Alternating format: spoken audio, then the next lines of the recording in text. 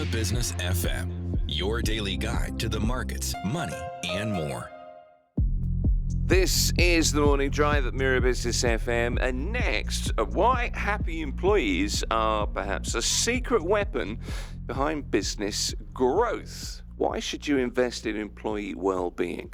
Because it can directly boost business performance. Businesses today are discovering a powerful truth that happy, well-supported employees aren't just a nice to have, they're a key driver of growth. Companies that invest in employee well-being see measurable improvements in productivity, in engagement, and talent retention as well.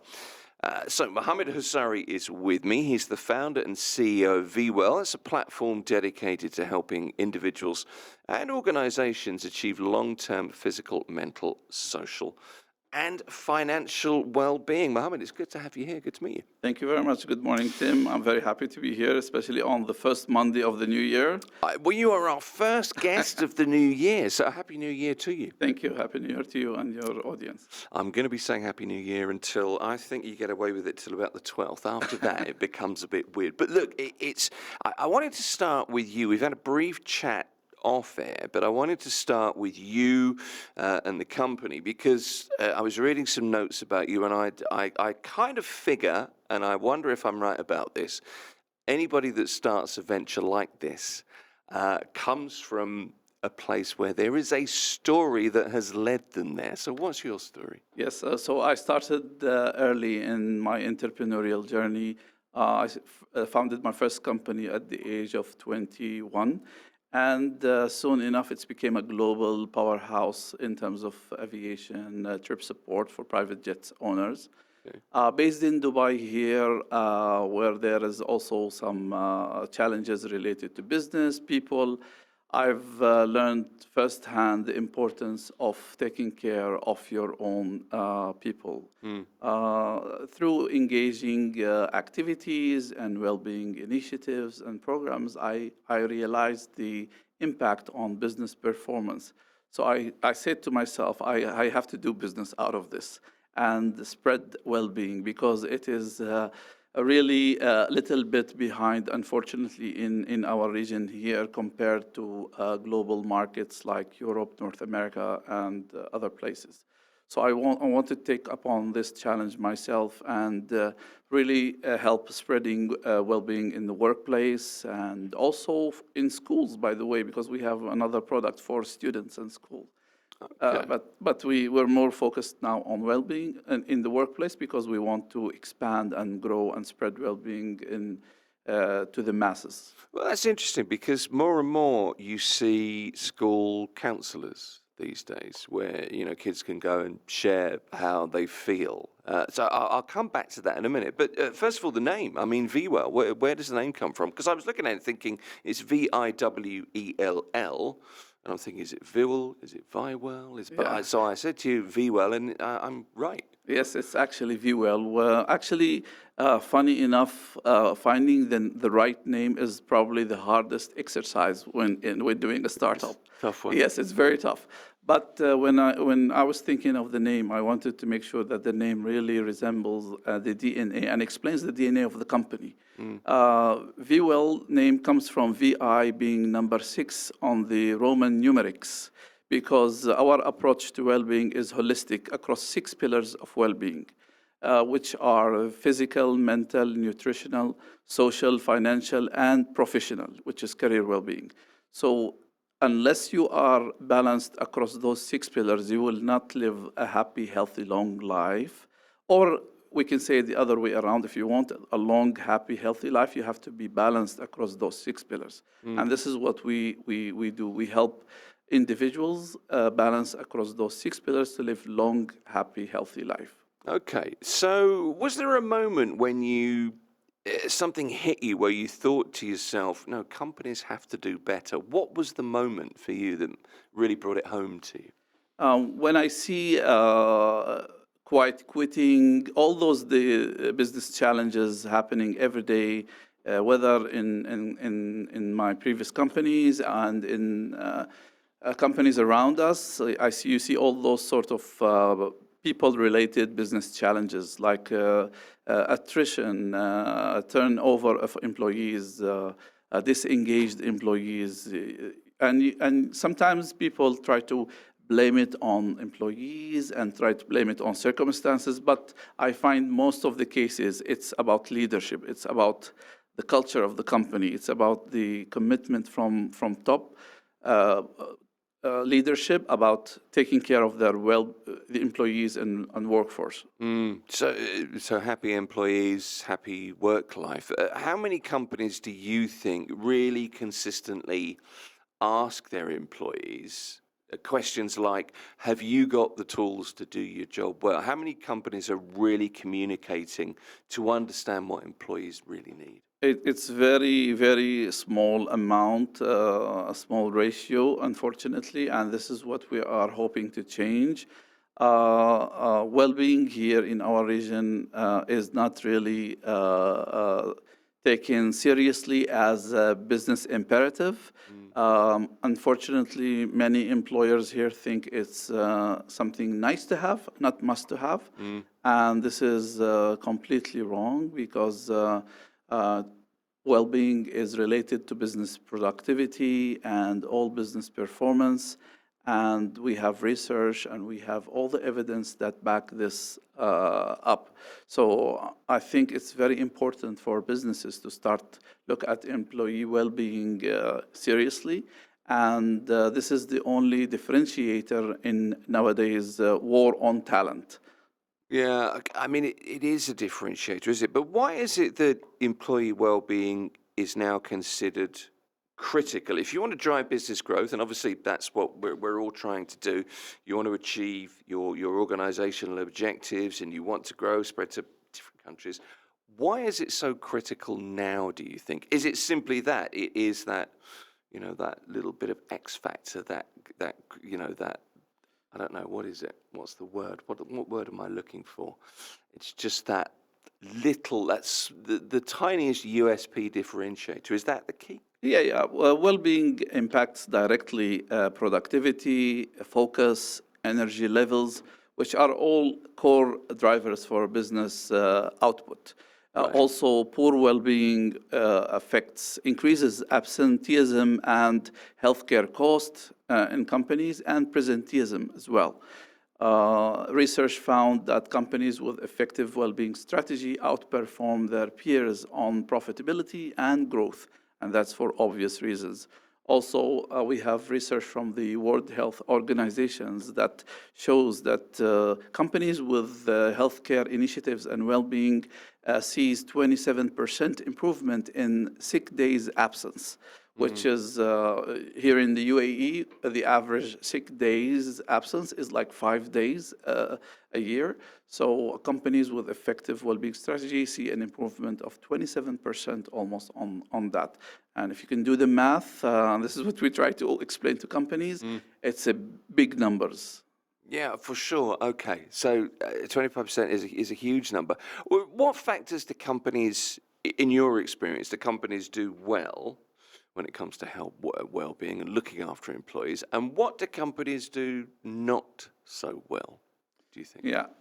In terms of not doing so well when they do it as single initiatives in silos, as opposed to a full program integrated within the culture of the company and the day-to-day workflows. Okay. In terms of also, if you want to do it right as an employer, it has to come from leadership all the way down. And there has to be champions in the company championing this initiative. But the top leadership buy-in is the most important factor. And it is the biggest obstacle in spreading workplace well-being here in the region. It's the how top leadership see this when it comes. And some companies, some employees, they think it's HR responsibility to do that. Actually, HR are the drivers and the champions, but they are not necessarily the ultimate decision maker when it comes to creating this kind of programs, because in most companies, this is a new budget line item or a new expense. Some companies, they can easily budget for an event, team building event, or an outing or a dinner for employees or something like that. But this will only give you short-term wins. It will not give you a sustainable employee well-being. But coincidentally, or funny enough, they can get away with budgeting that and expensing that, but they cannot go to their leadership and say we have to do a full annual well-being strategy and program. Okay, so it's top down. So it really is, as much as anything, it's an attitude from the top, isn't it? Yes, absolutely. Yeah. Okay. What kinds of factors should employers be considering? You know, I mean, things. I'm thinking through a few things. You know, like health and safety, but emphasis on the health and well-being. Mental and emotional well-being is another side, I guess.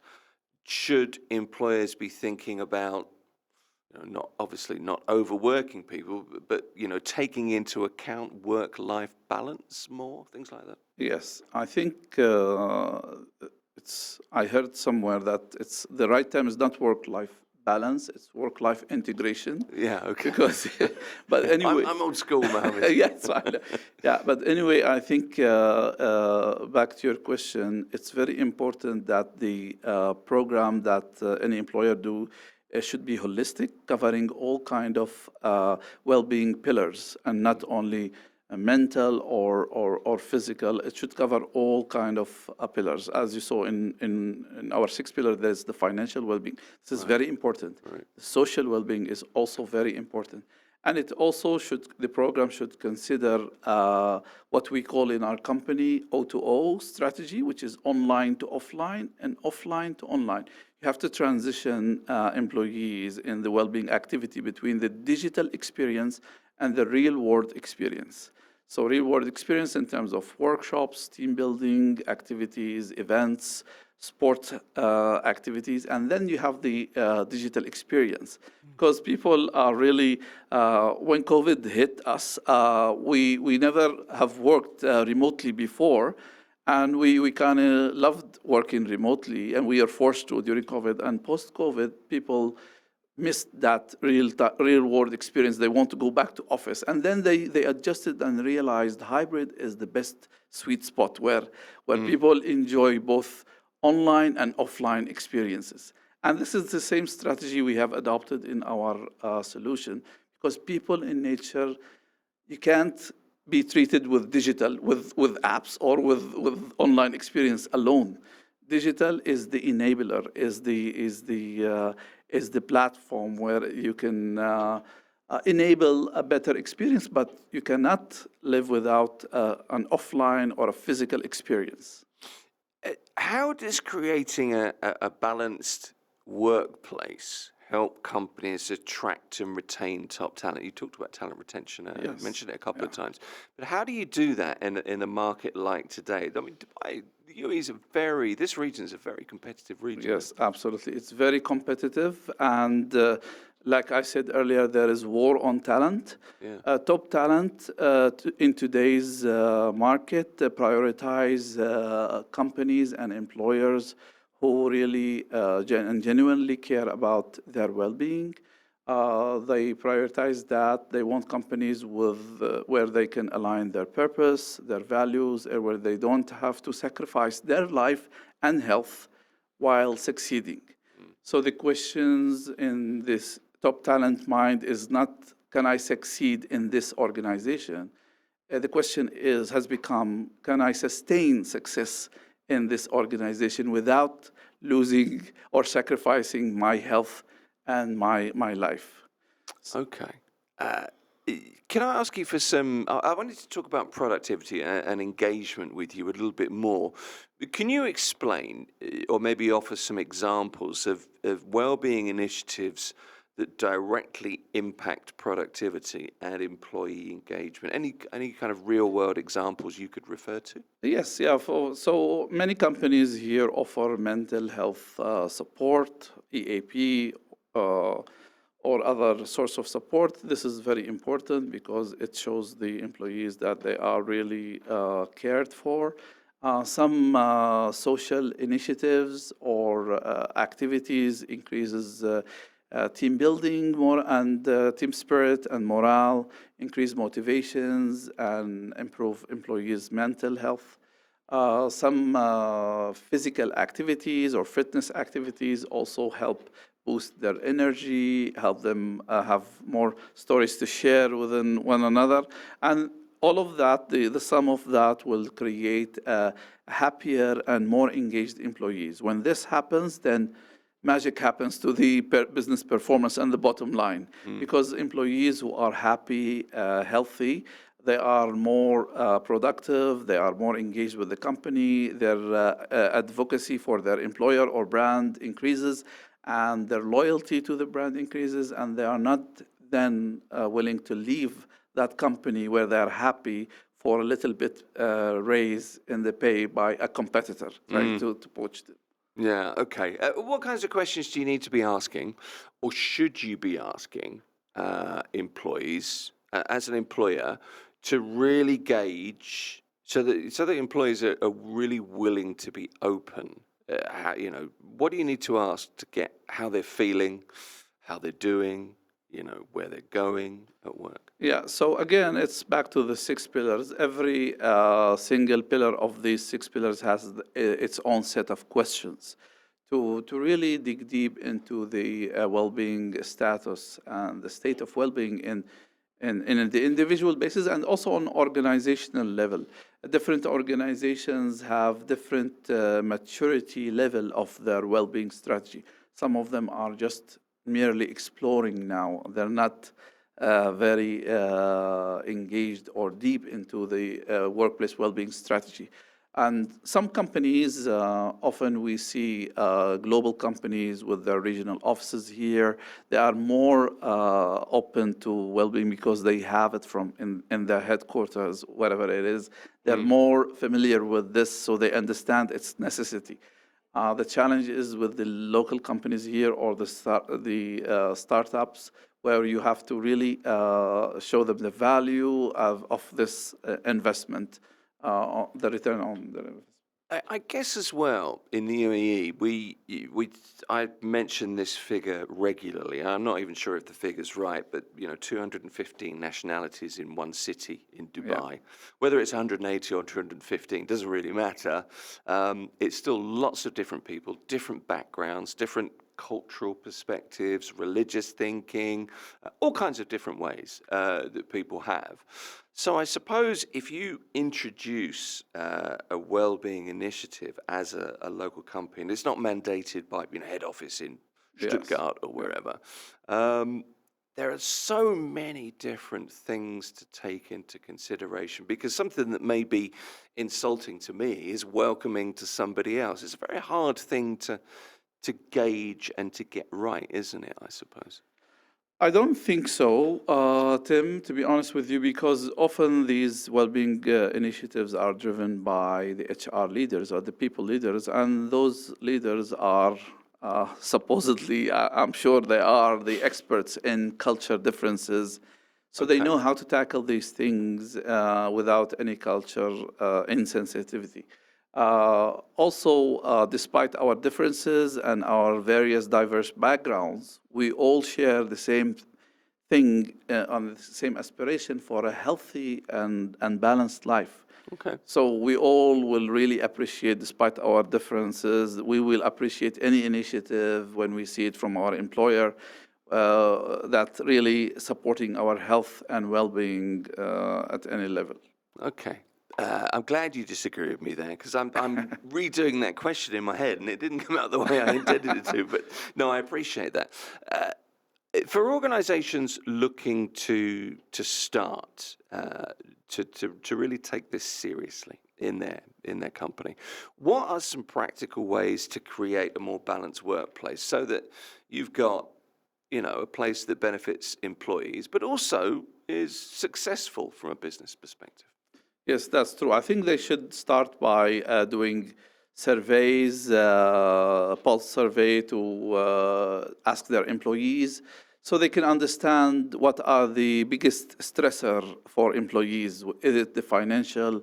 Is it the work schedule? So understanding all of that will help them design the right program that will really address their unique business needs, because every company has its own set of challenges that is unique to their own workforce and their industry.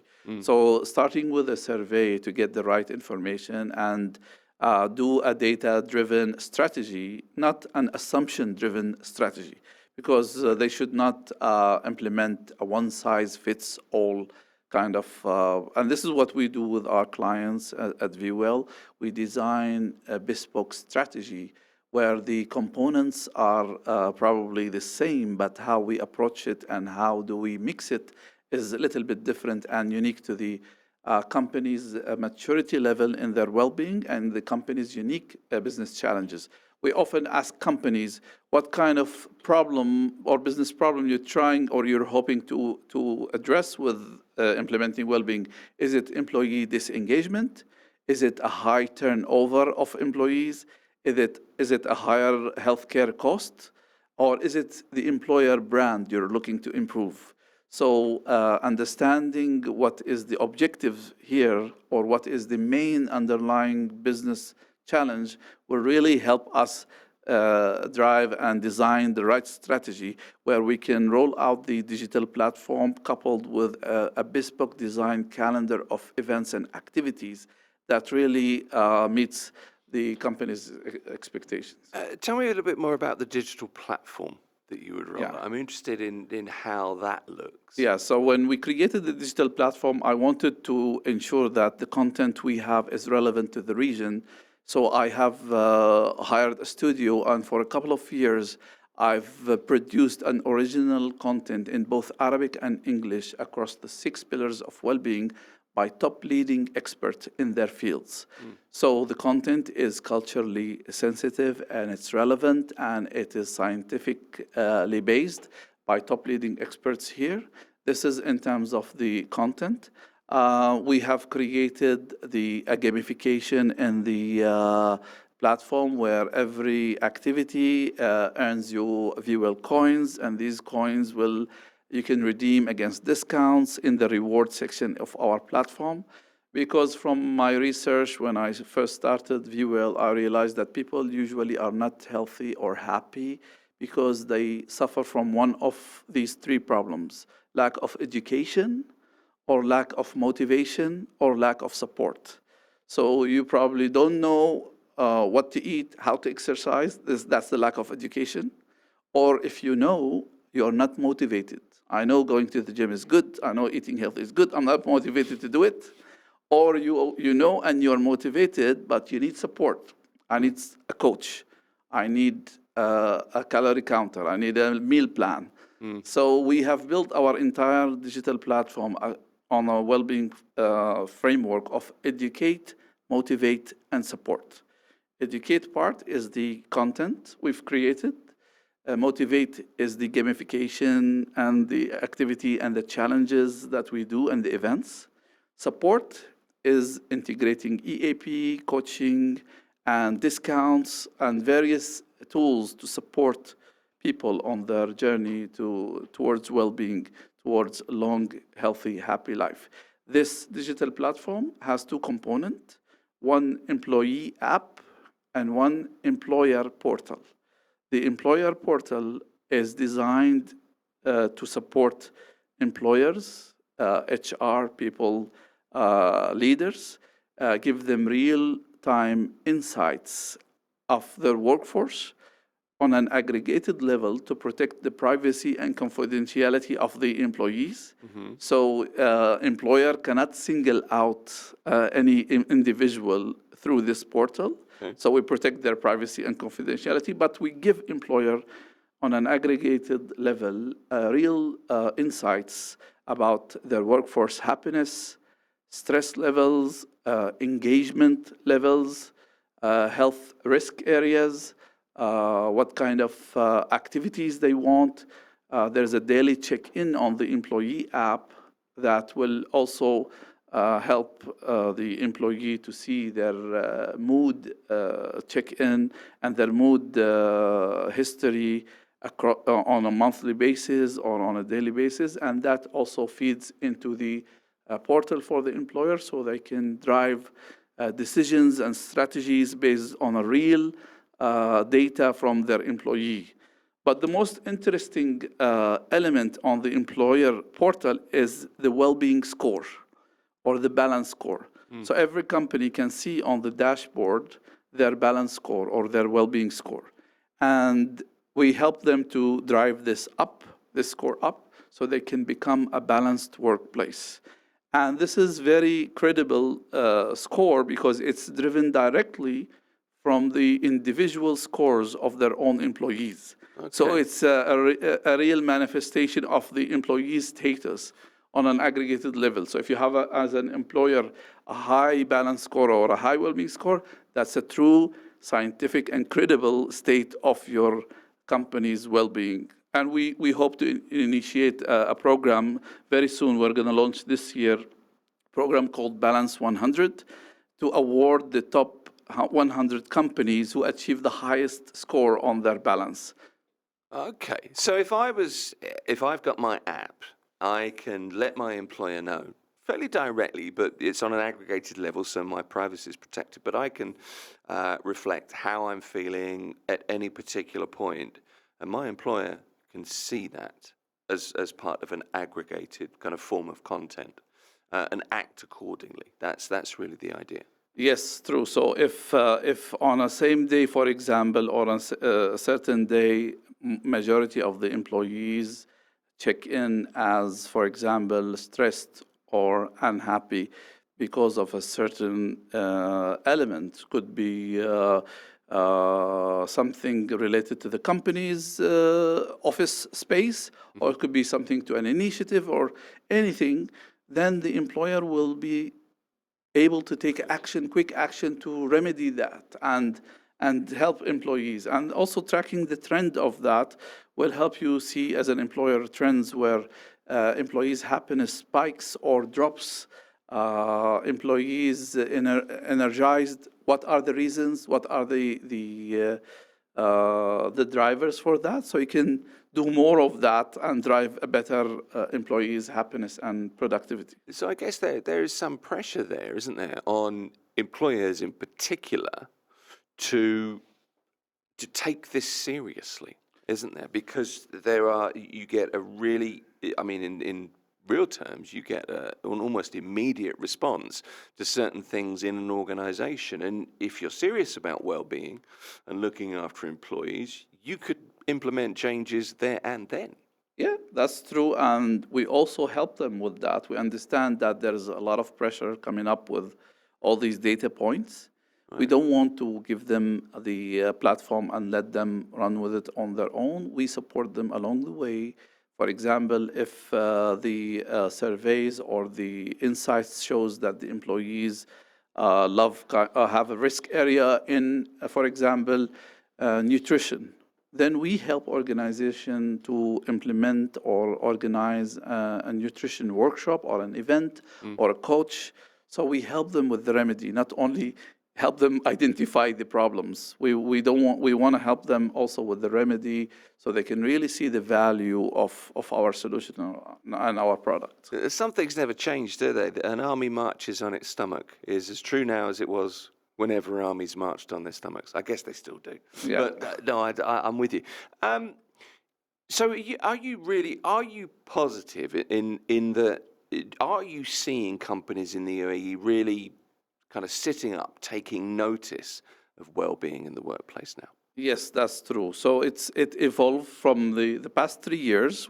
I've been in the market heavily, trying to educate the market and spread this. I can tell you it's improving and it's growing in a very fast pace. We moved from the awareness box to now discussion. Let's do it. How to best do it, right. which is a good change and positive change. So it's not just that we need to tick that box. Yes, people are ticking. No. People, because they realize any employer, if they look at their cost whether of all those individual initiatives, they are all, it's a huge cost, but the return is not evident because it's short-lived. When you do one initiative in silo, it will not impact your business. You have to have an annual program or an annual strategy, and such strategy has to be embedded in the business culture and the day-to-day workflow in order for it to be effective and show a business performance. Okay. What kinds of initiatives? I'm interested in things that you've seen that have really worked. But could you give us an example of something, a real world example of something that's really made a difference, something that's really impressed you? I think. Actually, it's sport.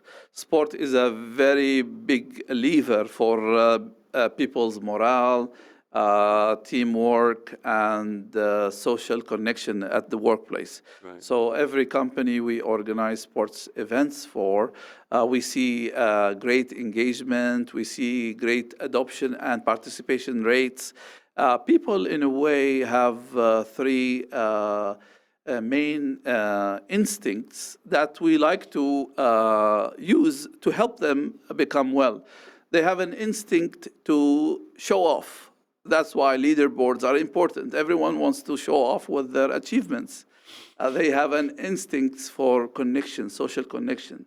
So they really like to meet like-minded people, and sports event is a place where you can do that. They have an instinct to save money. We saw that, whether they are rich or medium or everyone loves to save. Everyone loves discounts. Everyone loves gifts. So we try to also integrate that into our solution by putting reward section where you can get discounts and you redeem, you see value. There's always monetary value. There is always reward there, whether it's a challenge or it's an event, there's a reward. We try to reward people in a way so we can use their instincts for reward for the benefit of their own health. Yeah, okay.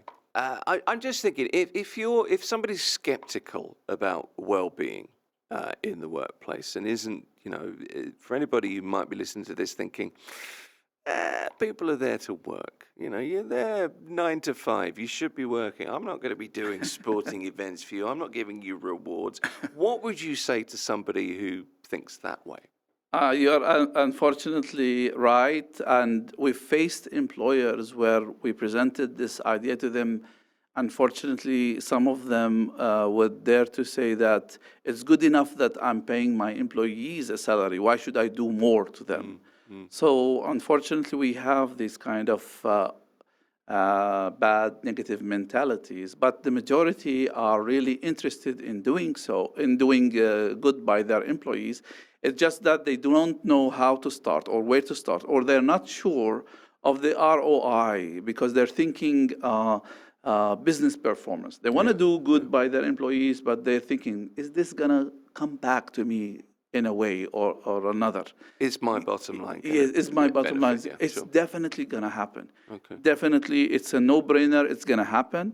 It just requires a strategic leadership. It requires a leadership that really think strategic and long-term and really think of differentiating their companies or their brands in this competitive market. The only way to do that, and I can tell you the only way for any business leader to differentiate is by showing a culture of well-being and a genuine care for their employees. They become a balanced workplace, attracting top talent, retaining talent. Retention is the, or let's say turnover of employees is the most expensive and most avoidable business problem. It's very easy to avoid employee turnover. Retention cost is so much less than turnover cost. Yeah. Turnover cost can go anywhere between 50 to 200% of an annual salary to replace an employee. Not to talk about the loss of productivity, the loss of the institutional knowledge and experience, the breaking of the customer experience when employees leave for another job.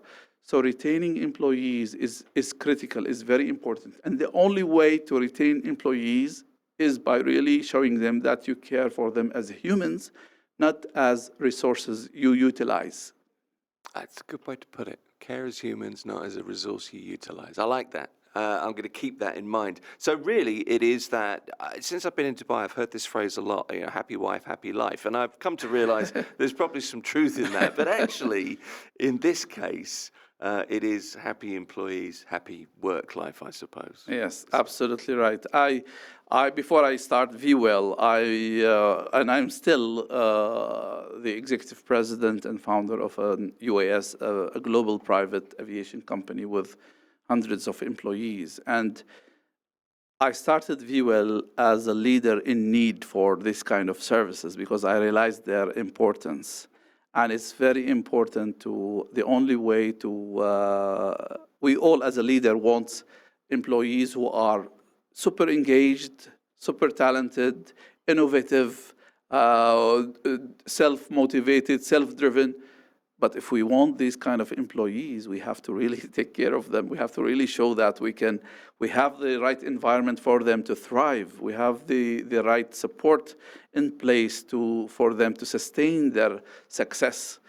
I think it's very important for any business leader, especially now on the first Monday of 2026, to put their company resolution.